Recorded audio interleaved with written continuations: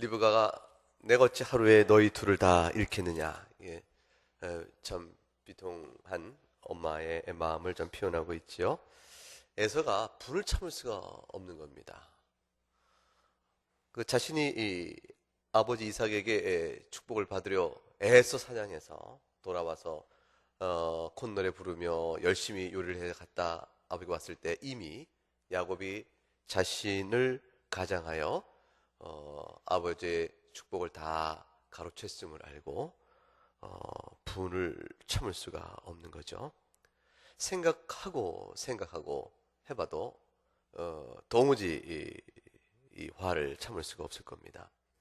야곱의 이 심정을 좀 이해해 볼 수 있겠습니까? 아니, 그 에서의 마음을 좀 이해할 수 있겠습니까?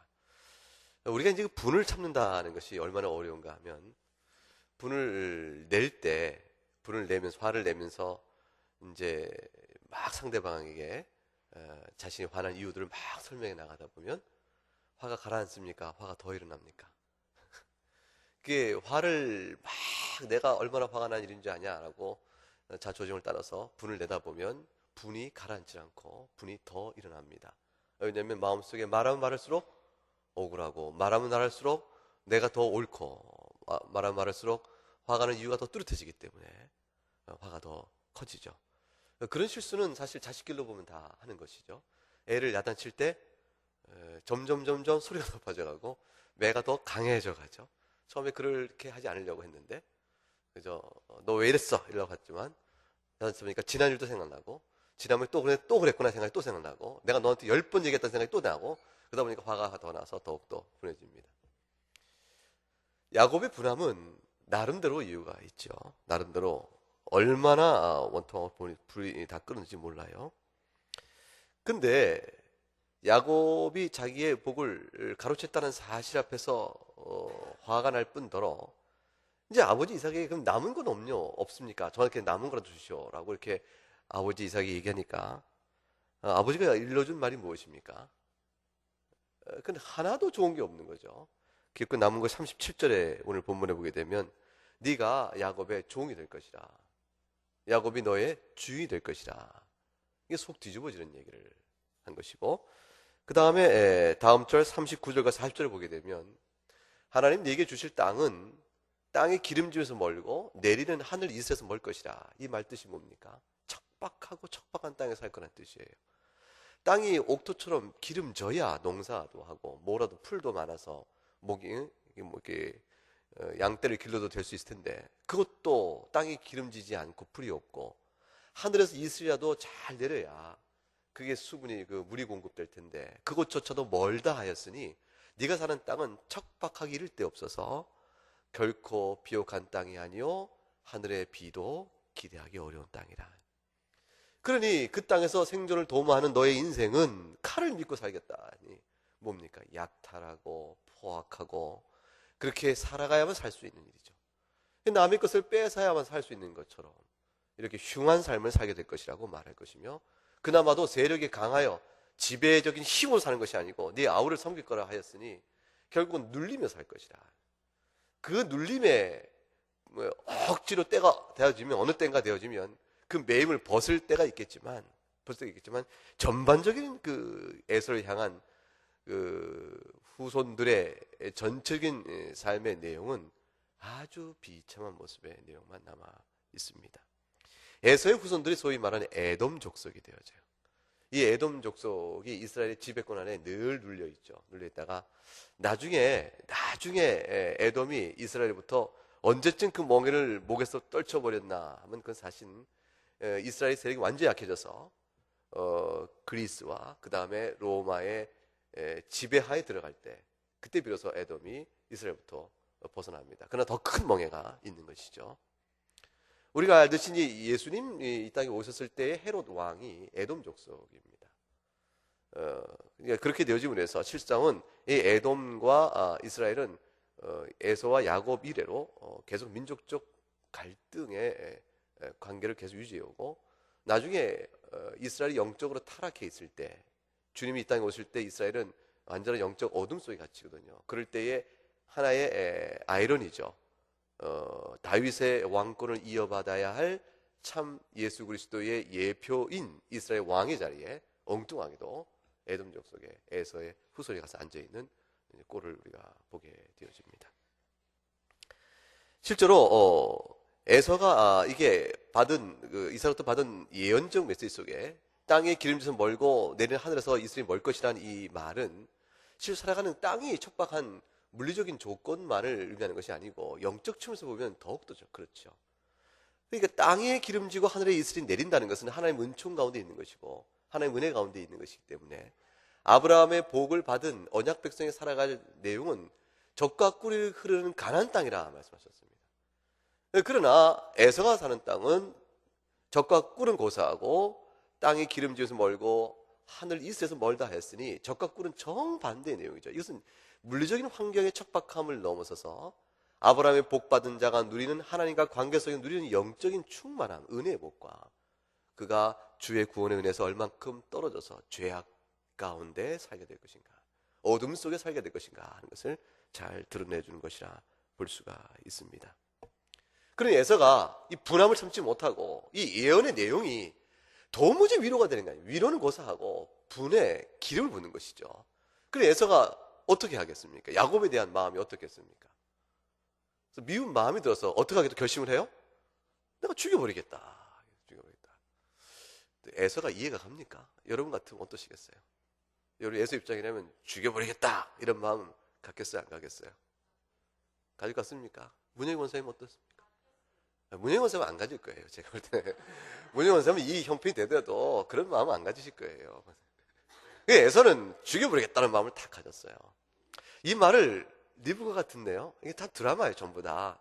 그리고 또 리브가 들어요. 또 들으니까 얼른 이제 상황을 보내서 야곱을 누구한테 보냅니까? 오라비 라반 친정집으로 보냅니다. 그것이 하란에 있어요. 거기서 야곱이 친정 그 외갓집에 가서 돌아오는 데까지 세월 걸리는 세월이 20년 세월입니다. 그 20년 세월 동안 야곱의 생활은 평탄하고 과연 하나님의 복을 이삭으로부터 받은 자로서의 여유로움이 있었겠어요? 고생했겠습니까? 고생하죠. 그 고생의 길 동안에 야곱은 하나님께 깊은 연단을 받는 거예요. 깊은 연단을 받죠. 그 연단은 하나님 필요로 얻으신 거예요. 결국은 사실 이삭이 영적으로 어둡고 미련해서 그래서 하나님이 리브가의 태중에 있을 때 에서가 아니요 야곱이다 이렇게 말씀을 주었건만 이 이삭이 굳이 에서를 고집하는 것이죠. 영적으로 미련하고 육신의 정욕에 따라 자기가 에서를 고집합니다. 그 결과로 이 일이 그르칠까봐 결국 리브가와 야곱이 거짓이지만 꾀를 낸 거거든요. 그래서 결국은 야곱이 이삭의 축복을 받게 되어져서 하나님의 원래 예언적인 뜻이 이루어지지만 그러나 리브가와 야곱이 거짓의 꾀를 내지 않았다면 되지 않았을 일을 그들이 비로소 하나님을 도와한 일은 아니거든요. 하나님이 리브가와 야곱의 잔꾀와 거짓이 아니었으면 자신이 작정한 일을 못 이루시겠습니까? 그러니까 리브가와 야곱이 하나님의 교훈을 거슬려서라도 속임수로도 자신은 나서 했지만 하나님의 섭리와 작정의 실현에 대한 자신의 염려로 하나님을 도운 거죠. 그러나 도움이 되지 않는 도움을 한 것이죠.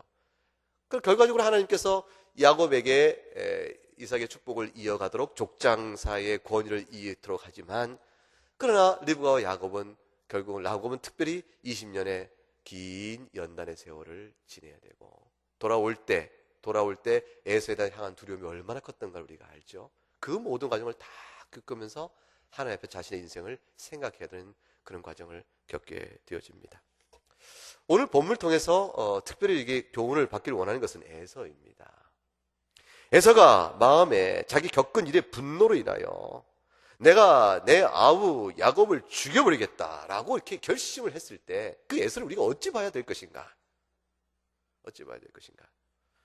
이로 인한 참 중요한 영적 교훈을 우리가 좀 받기를 원합니다. 에서는 그 같은 반응 속에서 자신이 당하고 있는 엄청난 일, 기대와는 전혀 다른 일, 이 기대도 사실은 누구의 기대에 어긋난 일이에요? 아버지 이삭의 기대에 어긋난 일입니다. 생각해 보세요. 이 축복을 주는 이는 누굽니까? 이삭입니다. 근데 이삭의 결심이 확실히 자기한테 있으니까 자기가 사냥을 잘 해오고 그 늘 먼저 사냥을 잘 하잖아요. 그러니까 사냥 잘 하고 또 아버지 결심이 확고한 이상 자기가 받게 될 일은 너무나도 당연한 일이에요.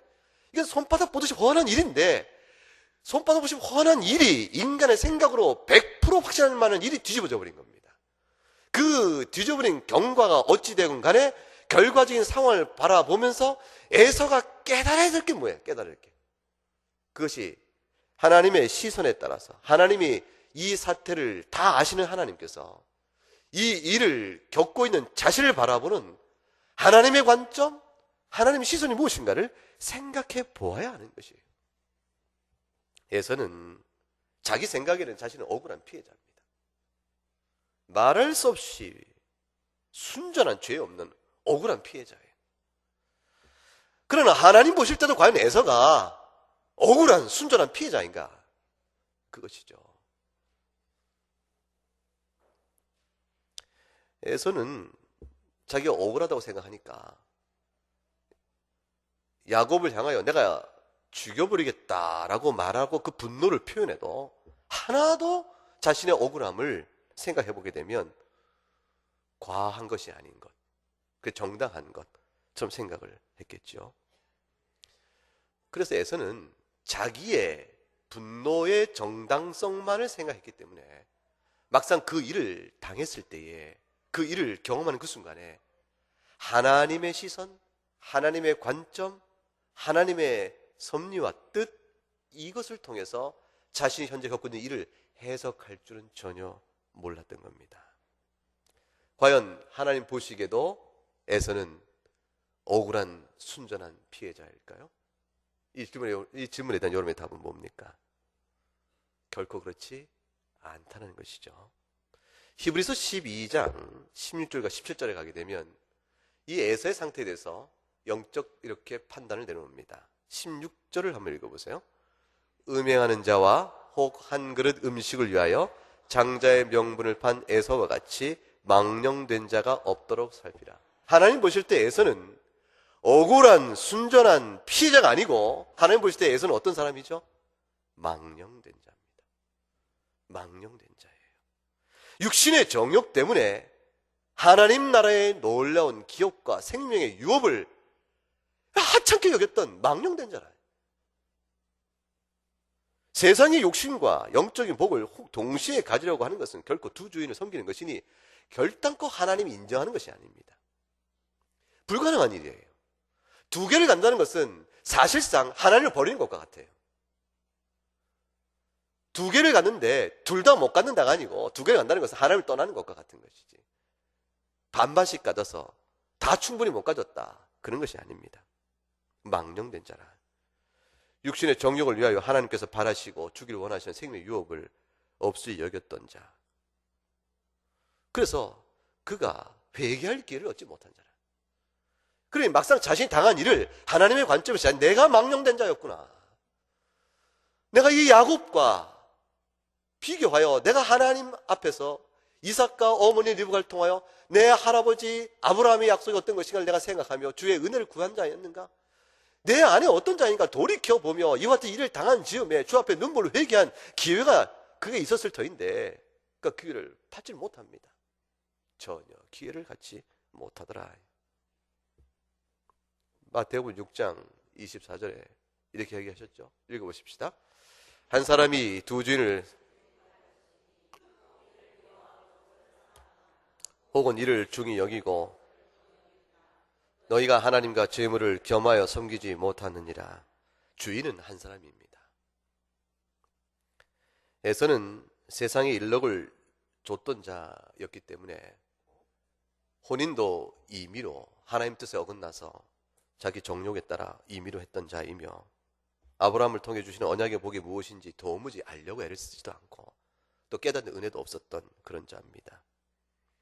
그러니 아브라함의 복을 사모했던 야곱에게 그 복이 돌아가고, 그걸 없이 여기고 경홀히 여겼던 그 자가 하나님 나라에서 멀리 떨어졌기 때문에, 그렇기 때문에 하늘의 이슬에서 멀 것이며 땅이 기름에서 먼 것처럼 하나님 나라의 축복에서 먼 것은 당연한 일이고, 그러니까 마땅히 받을 것을 받은 것이지, 하나님의 관점에 따라 자신을 돌아보는 시선이 조금도 있었으면 그렇게 반응을 할 수가 없는 것입니다.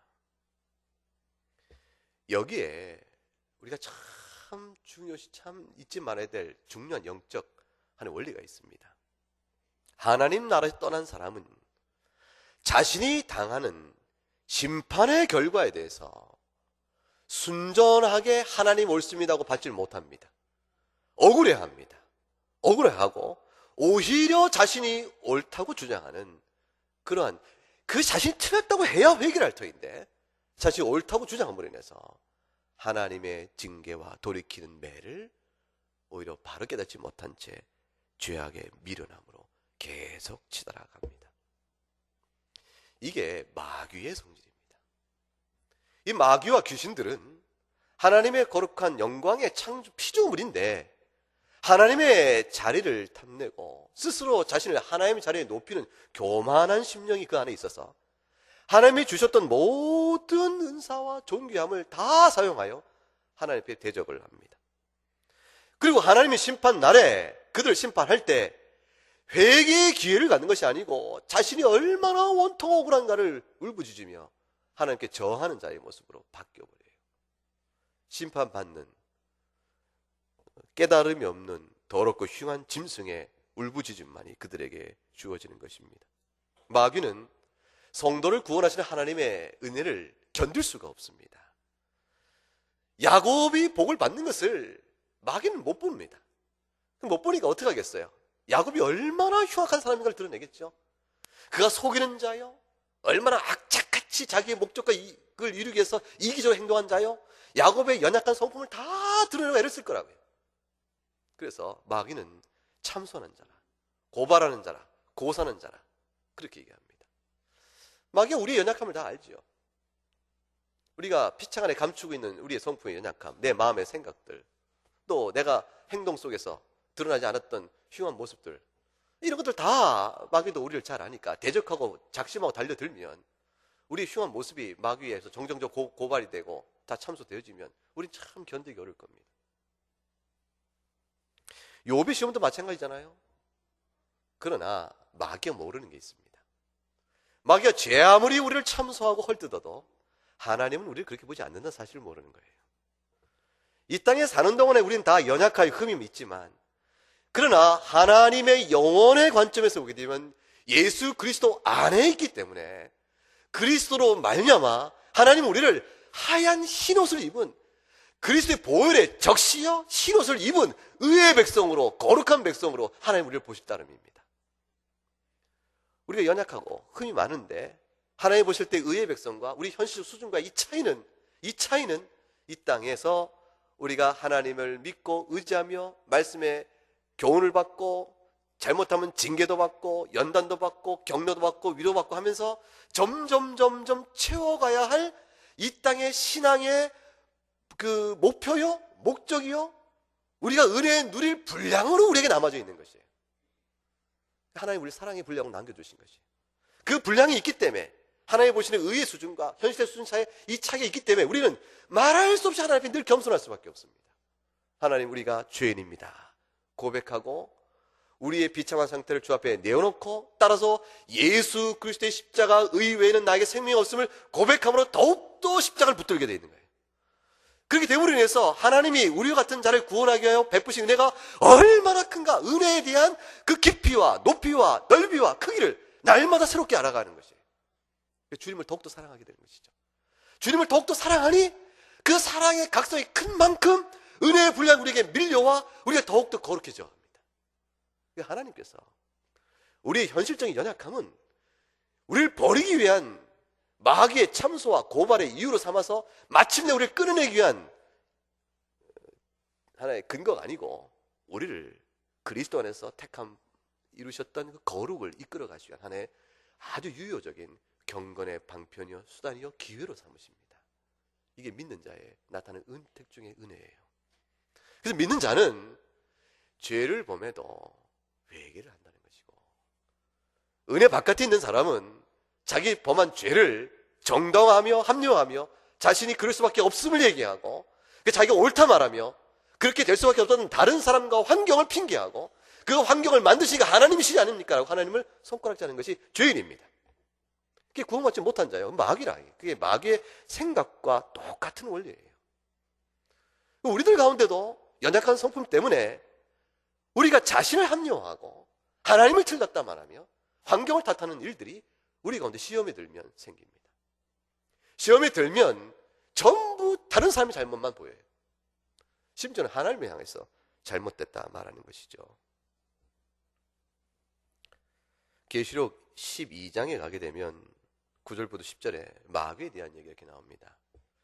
큰 용이 내쫓기니 예뱀 곧 마귀라고도 하고 사탄이라고도 하며 온 천하를 꿰는 자라. 그가 마지막에 내어 쫓깁니다. 이 내어 쫓긴 세력이 일시적으로 지금도 공중권세 잡은 자로 숱한 악을 이끌어가는 그 힘으로 그들이 역사하고 있습니다. 10절에 가게 되면 하늘에 큰 음성이 있어 이르되 이제 우리 하나님의 구원과 능력과 나라와 또 그리스도의 권세가 나타났으니 읽어봐요. 우리 형제들을 참수하던 자 곧 우리 하나님 앞에서 밤낮 참수하던 자가 쫓겨났다. 마귀는 끊임없이 우리를 참수합니다. 그러나 요한복음 8장 44절에 주님이 그 모든 참수를 거짓이라 이야기하게 됩니다. 처음부터 살인한 자여 진리가 없음을 진리에 서지 못하고 거짓을 말해서 이것을 말하니 이는 거짓말쟁이 거짓 아비가 되었다. 그들이 참소하게 될 때 그들이 우리의 연약성은 들춰내지만 그들이 보지 못하는, 그래서 그 참소가 거짓이 되고 마는 것은 뭡니까? 내면 안에 주께서 주신 이유로 인한 깊은 회개입니다. 이 회개 속에서 하나님의 은혜 받은 자 임이 드러나고 그 과연 나의 백성임의 경건에 대한 그 자태가 드러나며 그리스도의 긍휼과 자비로 새롭게 된 새 생명 얻은 중생자의 모습이 드러나는 것입니다. 그러므로 이 참소가 우리에게는 아무 효력을 갖지 못합니다. 그 성도는 내가 언제 또는 내가 이럴 수밖에 없지 않는가, 어떻게 이런 식으로 자신을 변화한 정당화의 노력을 결코 하지 않는다 이렇게 볼 수 있고, 악인은 그것을 자기의 일로 삼는다고 말할 수가 있습니다. 하나님 나라와 세상 나라는 함께 가는 것이 아닙니다. 아벨과 카인의 얘기 아시죠? 아벨과 카인은 형제였습니다. 각각 제사를 하나님께 드렸습니다. 누구의 제사를 하나님 받으시고 누구의 제사를 안 받으셨어요? 아벨 제사는 받으시고 카인의 제사는 받지 않으셨습니다. 아벨은 믿음으로 드렸고 카인은 그렇지 않기 때문입니다. 제물의 성격이 어떠하든지 간에 중요한 것은 그 제물을 어떻게 드렸냐가 중요하죠. 히브리서에 가면 아벨은 믿음으로 드렸고 카인은 믿음으로 드렸다는 말이 없습니다. 결국 믿음으로 드린 아벨의 제사를 하나님이 흠양하시고 카인의 제사는 흠양하지 않았습니다.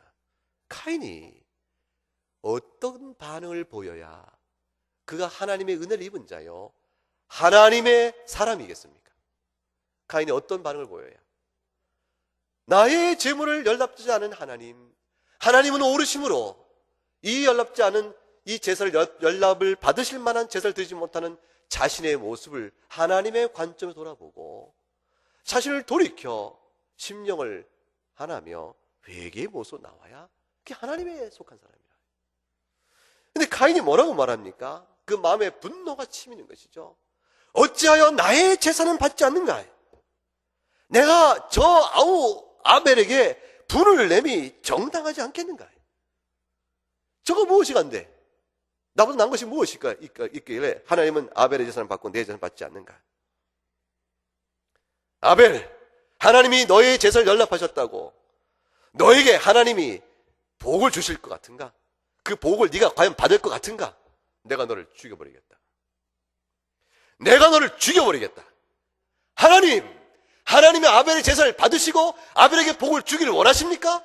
내가 아벨을 죽여버릴 텐데 과연 하나님이 아벨을 복 주실 수 있을까요? 하나님의 하시는 일에 대한 전면적 도전입니다. 거부입니다. 저항입니다. 작은 것 같으나 그 심리의 흐름 속에 움직이는 역사는 하나님을 향한 대적자의 마귀의 자세에 그대로 들어가 있는 거예요. 내가 내 아벨을 죽이겠다.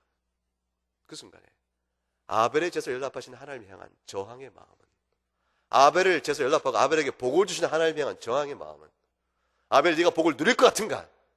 내가 너를 죽이겠다. 하나님 아벨에게 복을 주실 수 있을 것 같으십니까? 내가 죽여버리겠습니다.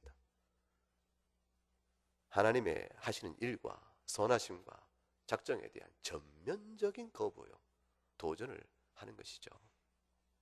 그게 죄입니다. 그게 죄입니다. 작은 것 같죠? 시작은 작습니다. 미움, 시기. 주께서 뭐라 하셨습니까? 너희가 형제를 향하여 미워하는 자마다 곧 무엇을 한 자라? 살인한 자라. 미워하는 자마다 곧 살인한 자라. 에서의 마음이 오늘 41절에 보면, 오늘 본문 창세기 27장 41절, 에서의 마음이 어떻다고 표현되어 있죠? 에서가 야곱을 미워하여 내가 내 아우 야곱을 죽이리라. 한번 에서의 마음이 한번 읽어보세요. 한번 대사를 한번 해보세요. 에서의 마음을 가지시고 자연스럽게 우리의 성정대로. 여러분, 그전 이런 얘기 안 했어요? 악역처럼 쉬운 게 없다는 거 모르십니까? 그 정보석 씨라고 있습니다. 그 무슨 악역 뭐 했더라? 그 어떤 드라마더라? 자이언트 거기서 악역을 했죠. 그 전엔 시트콤에서 푼수 역할을 했지 않았습니까? 정보석 씨에 나오면서 이제 기사가 나왔어요. 근데 연기자 중에서 꼭 하고 싶은 역이 뭐냐면 악역이랍니다. 아주 지독한 악역을 한번 해보고 싶은 바람이 있대요. 근데 이미지가 너무 선해서 악역을 안 줘서 속상하다, 이런 얘기 한다고 합니다. 사람 내면 저 깊은 곳에서 한번 악인으로서 악을 한번 발해보는 것은 어떤 의미에서는 자기 마음의 시원함을 드러내는지도 모르겠어요. 에서가 야곱을 미워하여, 그 다음에 내가 내 아우 야곱을 죽이리라. 한번 해볼까요? 내가 내 아우 야곱을 죽이리라. 뭐 이렇게. 이 말의 의미가, 우린 지금 잠깐 웃음 모양이 됐는데, 이게 굉장한 일이죠. 에서가 뭘 하는 거예요, 지금 하나님께? 하나님, 아버지 이삭으로 말미암아 내가 받을 복을, 결국 이 지경이 될 때까지 모든 걸 아시는 하나님이 이삭을 통하여 눈이 어두워 보지 못하는 아버지를 속이고 야곱이 그 복을 가로챘는데, 그래서 그 복을 야곱에게 주기로 하나님이 작정하셨습니까? 그 복이 야곱에게 돌아갈까요? 내가 야곱을 죽이면 하나님, 당신이 주고자 하는 그 복이 야곱에게 돌아가겠습니까? 내가 야곱을 죽여버릴 것입니다. 야곱, 네가 나를 속이고 아비 이삭을 속이고 그 복을 가로챘는데 네가 그 복을 누릴 것 같은가? 에서의 마음속에 담겨있는 영적 상태입니다. 마귀의 마음이죠. 조심해야 합니다. 이런 마음을 조심해야 합니다. 이것은 하나님이 기뻐하시는 마음이 아닐 뿐더러 하나님이 몹시 미워하시는 것이요, 하나님이 정죄하는 마음입니다. 마침내는 영원한 불모 심판에 던져지는 멸망을 당할 마귀의 마음, 그 마음입니다. 이런 마음이 옛 본성에 따라서 우리 가운데 없지 않아 있다는 사실을 늘 하나님의 관점에서 돌이켜보는 우리가 되어야겠습니다. 우리는 이런 마음에서 완전히 자유롭지는 않습니다. 한번 생각이 스쳐갈 수도 있습니다. 그래서 이내 곧 주님의 은혜가 있어서 머리를 흔들고 마음을 흔들고 가슴을 떨면서 하나님 앞에 엎드려 회개하죠. 주님, 미워하는 마음을 제하여 주세요. 하나님의 관점에 따라서 오늘 이 자리, 이 처지에서 주님 저에게 말씀하는 것을 제가 깨닫게 해주세요. 우리는 하나님이 내게 주시는 교훈을 늘 생각해야 되는 사람이에요.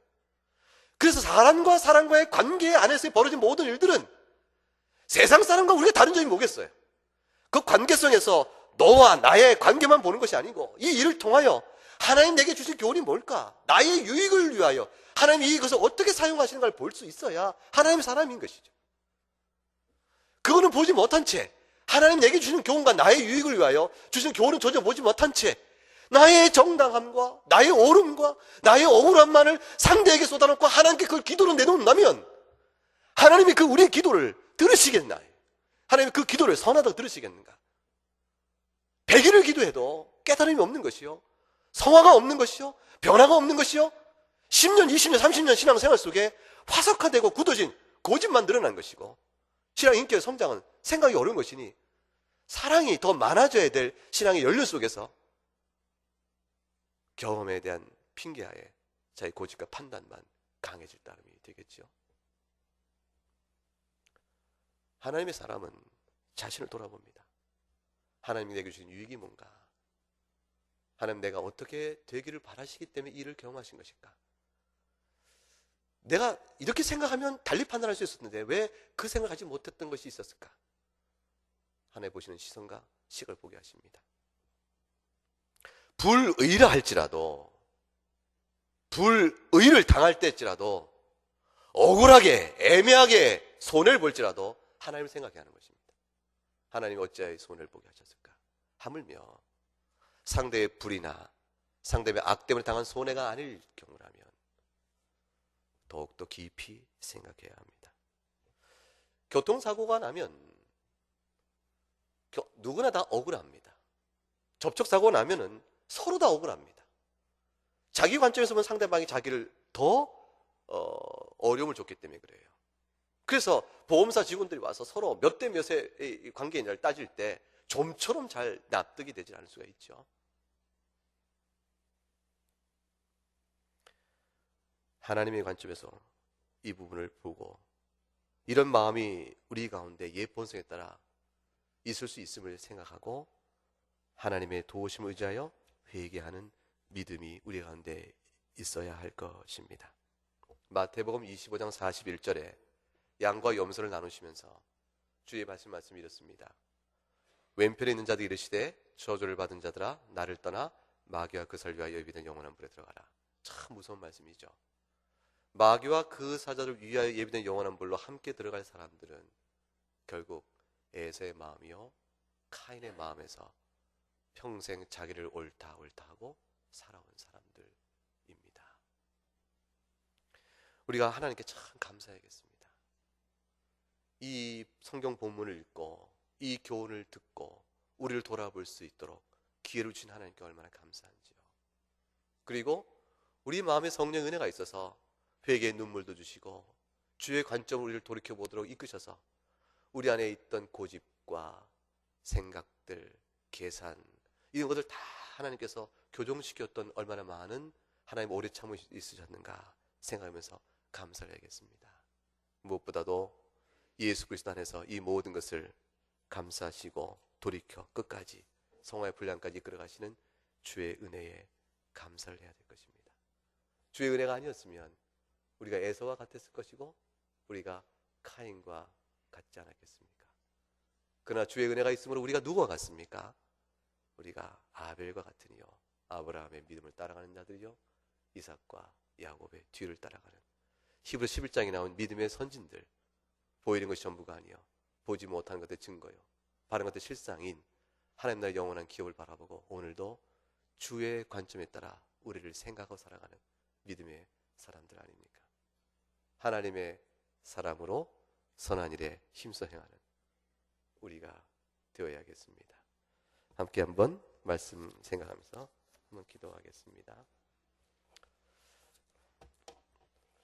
우리 한번 같이 기도하시죠. 우리 자신의 믿음을 생각해 보시고 하나님 영원한 기업을 사모하는 믿음의 사람들에게 앞서서 기도하시고 가족들의 믿음을 위해서도 우리 한번 합심해 기도하겠습니다. 하나님 아버지